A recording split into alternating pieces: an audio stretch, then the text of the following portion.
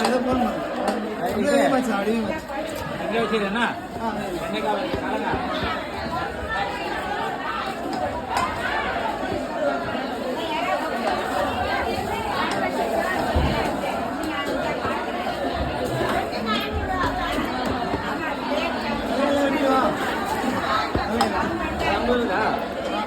நாற்பத்தஞ்சு இருக்கு 5